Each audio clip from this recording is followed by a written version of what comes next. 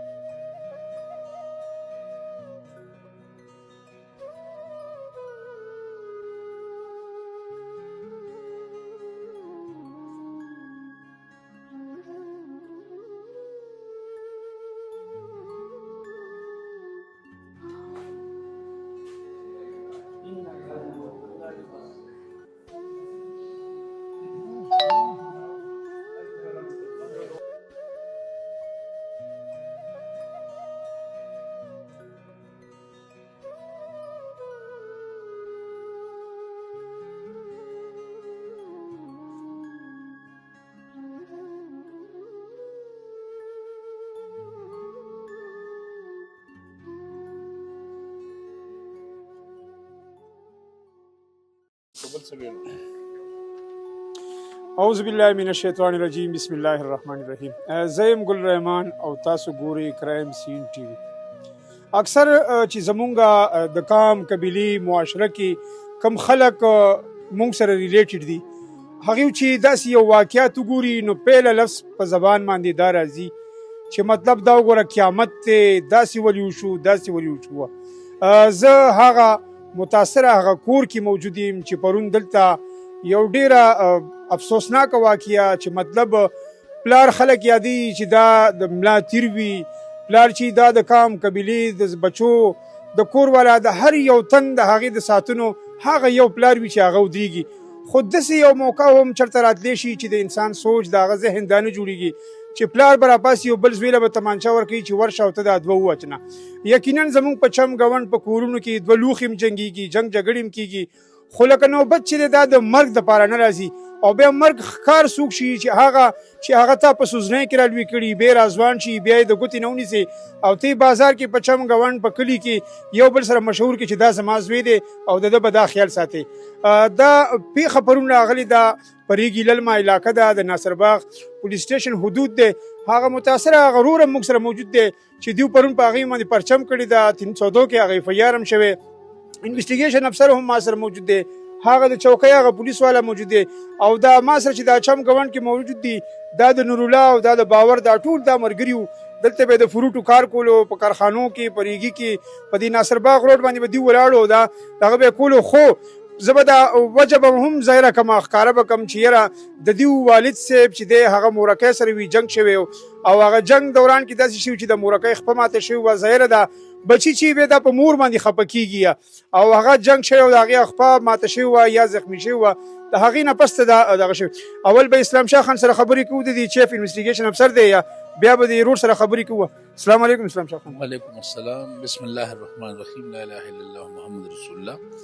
اسلام شاه خان دا نن کومه واقعه شوې ده زموږ په معاشره کې، لکه زه وایم چې دا موږ کوم طرف ته روان یو، دا کوم طرف ته دغه چې لکه رور راپاسي بیا رور وجني، پلار راپاسي خپل زامن وجني، ته مونږ کوم طرف ته؟ آیا دا د قیامت نشانیانې دي یا زمونږ هغه برداشت مونږ کې ختم شوی دی؟ بس اصلیت کې دا دی چې زموږ کې خو یو تعلیم شعور نشته دی، جاهلیت دی، او بل دا زموږ کوم مهاجرین چې راغلي دا غریبان ټول په روزګار کوي، د فروټ روزګار یې کولو، د فروټ روزګار د وجې مطلب دی به زیات تربار وو، چونکې دا به کوچ کله کېده نو دغه ټایم کې دا ملګری کم بلال چې دی دې کور کې موجود هم نوبار و، د ده ورونو د فروټو کاروبار کولو، والد صاحب چې کوم دی د مور سره نه چاکي وه، مور دې نه وړاندې ډېرې غټې غټې مسلې دي مسکې راغلي، حد دا چې د هغې د والدې صاحبې خپه هم پکې ماته شوې ده، دغه دوه ورونه چې کوم دی د والدې صاحبه په طرف باندې و، دا بل ورور چې کوم سکندر دی پیدایي ده، نو دا د والد صاحب په طرف و. په دغه دوران کې دا حالت داسې راغله چې دوی والد صاحب سکندر ته وویل چې دا تماچه واله او دا رونه وله، نو دومره مجبوره شو د والد صاحب نه چې خپل سکه رونه چې کوم دی وویشته. نو بس زموږ دغه زندګي او دا حالت دی. نو څه ووایو بلال بھائی الله دې تا ته صبر درکړي او څوک هم ستا په دې واقعه یا ستا په دې پیښه باندې خوشحاله نه دي. مونږ هم تا سره د غم دپاره راغلي یو، تا سره خپل غم شریک کوم، خو چې دا بدې پیښې راپېښېږي که د دې نه خلک سبق زده کړي او دا سبا نور خلک د دې ستونزو د داسې واقعاتو ښکار نه شي. دا راته ووایه چې دا ستاسو کور کې چې کله دا پیښه راپېښېده، دا د ډز نوبت راتلو، چې لکه دې نه مخکې څه چل شوی و، دا ستاسو مورکۍ د پلار سره خو جنګ جګړې وړوکې کېږي، خو لکه دا ډز ته څنګه دا خبره جوړه شو؟ دا بس سرجي څه ووایم پوه شوې، دا خو بس پیښه وشوه سرجي پوه شوې. تاسو چېرته وایئ چې دا ستاسو دوه ورونه وژلي کړي؟ زه خو ښار کې وم، په لاره وم را روان وم پوه شوې. ما ته خو مې وړې خورکۍ وویلې چې دغسې پیښه وشوه، پلار دې وړکي ورور تمانچه ورکړه چې ورور دې ولي پوه شوې. بیا چې ته راغې نو دلته دې څه ولیده؟ دلته خو هغوی نه وه، کمپلکس کې دلته ورغلم زه. دا ستاسو مورکۍ چې وي زخمي وه، نو دا د اول نه هسپتال کې وه که نه ستاسو نیا هسپتال کې وه؟ ځکه چې ستا مورکۍ خو دلته بیا دارونه نه ولیدلي، دی دلته په هسپتال کې ولیدي زما دا دوه بچي مړه دي. مور هم چې وه نیا هم زخمي وه، هغه هسپتال ته وړې وه پوه شوې. بیا هغې هغې نه بعد دوی چې هلته لاړ، هلته یې کتلي ول. تاسو خو ماشاءالله ټول وروڼه ینګ ځوانان وې، باور شو، نورالله شو، یو ځای به دلته د کور کې پاتې کېدي. یقینا دا کچم دی، خو دا خپلو کې وروڼو داسې مینه وي چې دا په یو کور کې اته وروڼه په دومره وړوکي کور کې ځای کېږي، او چې دا مینه ستاسو کمه شوه او که نه دا ستاسو د وینه ډېره زیاته خرابه شوه چې دا دومره اندوهناکه واقعه راغله. دا سرجي دغه نور نیم خبر، خو بس وشو کار پوه شوې. تاسو خو نورالله سره دلته یو ځای راغټ شوي م، وایي چې دا یو ورور په دې کې د کرکټ ښه غټ کلاړي مو، د ورور به د هغې اکثر په ټیک ټاک باندې ویډیوګانې مو ورکولې، هارډ بال ګیم به م هغه کولو. څومره وخت هم هغه سره تېر کړی؟ نورالله سره الحمدلله چې راغلي دي نو زمونږ ګاونډیان دي او داسې وخت یې داسې تېر کړی لکه څنګه وروریان یو بل سره وخت تېروي. او الحمدلله نورالله یو نر هلک و او ښه هلک و، سړیتوب هلک و، لکه د بد والا نه.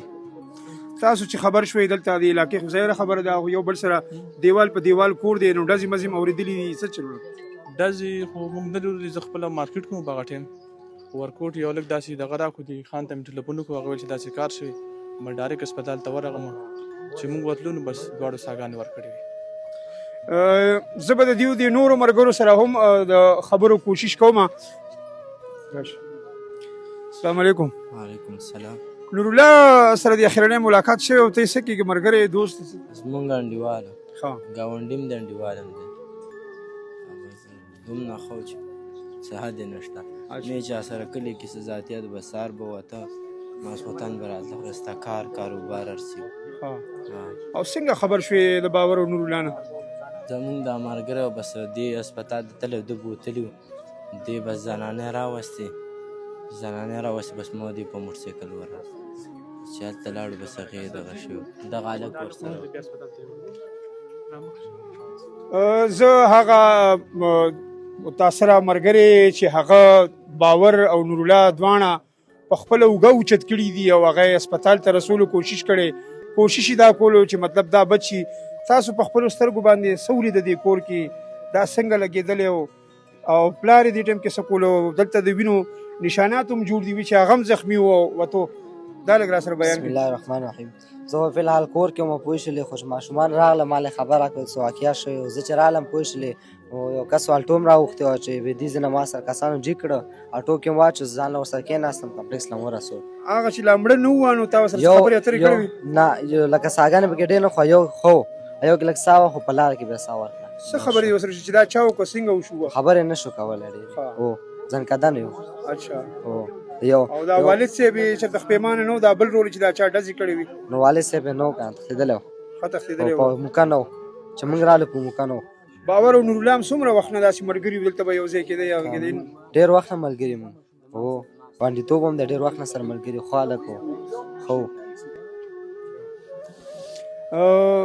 یادېږي داسې چې لکه د نورالله کوژدن هم شوې وه، د واده هم تیاری نه کېدې. بل طرف ته که موږ وګورو نو افغانیان چې دی دا د پاکستان نه په رضابندۍ باندې روان دي.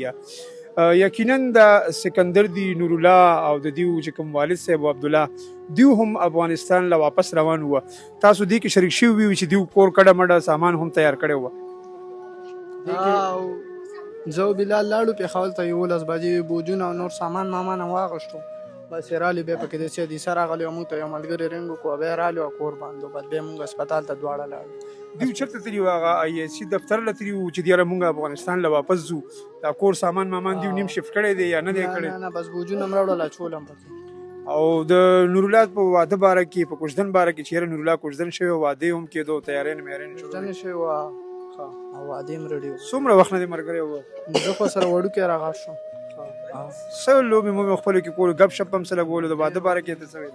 داسې بس مشغولېدو به او غونډیوالانو له راغټ شو. بلال هم زموږ ملګری او دا هم دا کډو میچونو له بدن یو ځای تللی کرکټ نه؟ ولې نه، نورالله خپله ښه کلاړي و او باور د پروټو دوکان یې دا هم کلاړي دی، دا بوکس هم کړی و.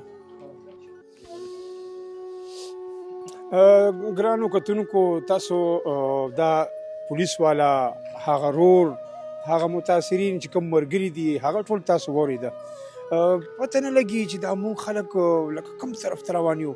مونږ په دې خپل چې کوم دا چینل یا چلو یا دې خلکو ته کوم پیغامونه ورکوو، ته یقین وکړه چې مونږ په هغه واز او نصیحت باندې هم ډېر زیات لکه تنګ شو چې یاره دا څنګه پلار راپاسي او خپل بچي بیا خپل بل زوی ته وایه.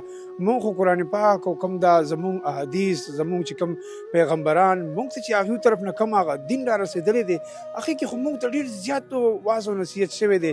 مونږ دا هم اورېدلي دي چې لکه والدین چې دی دا خپل دا زوی په ګوتې نه داسې ونیسي او ده ته دا ګرځېدل ښیي، وایي چې دا زوی به راپاسي دا به د پلار ته اوف قدر هم نه کوي.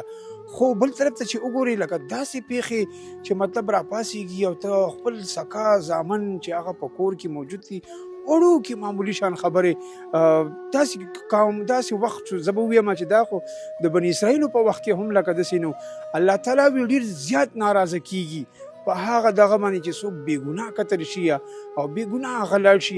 یقینا مونږ به زه به ووایم چې زموږ ګرانو کتونکو تاسو د دې نه مزید څه نصیحت حاصل کړي او خپل کام قبیلې دا بچ کړي د دې معاملاتو.